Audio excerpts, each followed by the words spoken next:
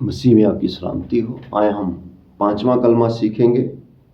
यूहन्ना की अंजील उसका 19वां बाब और 28वीं आयत में लिखा है, इसके बाद जब यीशु ने जान लिया कि अब सब बातें तमाम हुई ताकि नविश्ता पूरा हो, तो कहा, मैं प्यासा हूं। पांचवा कलमा जिस्मानी दुख को जाहिर करता है और यीशु मसीह को बागे गतसमनी से जब वो जान करने की हालत में दुआ कर रहे हैं, कलाम बयान करता है, उसका पसीना भी गोया खून की बड़ी बड़ी बूंदें बनकर टपका। और यीशु मसीह को हन्ना, कायफा, पैंतुस, पिलातुस, हेरोदिस के पास ले जाया गया और फिर कोड़े लगाए गए और सलीब तक का सफर करते हुए यीशु मसीह ने पहला, दूसरा, तीसरा, चौथा कलमा बोला और फिर पांचवा कलमा कलाम को सामने रखते हुए अगर हम देखें तो यीशु मसीह ने नविश्ते को पूरा किया, जो कि ज़बूर 69 और उसकी 21वीं आयत में दर्ज है। उन्होंने मुझे खाने को अंदरायन भी दिया और मेरी प्यास बुझाने को उन्होंने मुझे सिरका पिलाया। लिखा है, इसके बाद जब यीशु ने जान लिया कि सब बातें तमाम हुई ताकि नविश्ता पूरा हो, तो कहा कि मैं प्यासा हूं।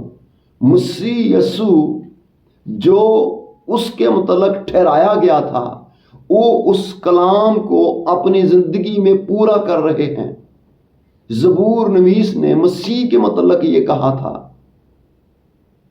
और आए कलाम को देखें।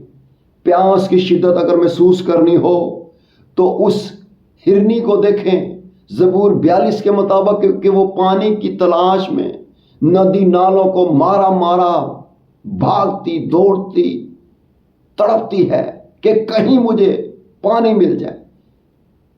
प्यास की शिद्दत महसूस करनी हो तो हाजरा की तरफ देखें।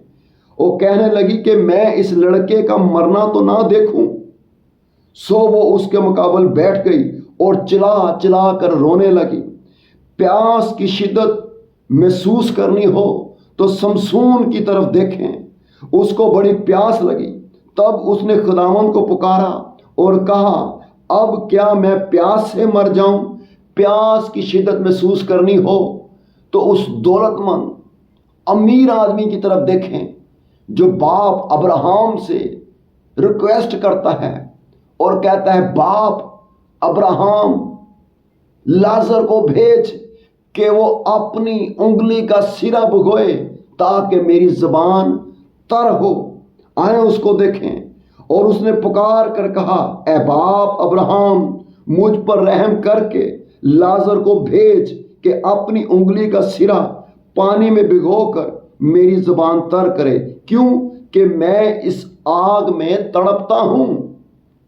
आए अपनी जिंदगियों में इस बात पर गौर करने वाले हों, क्या मैं और आप मसीह यीशु के लिए कुछ कर सकते हैं?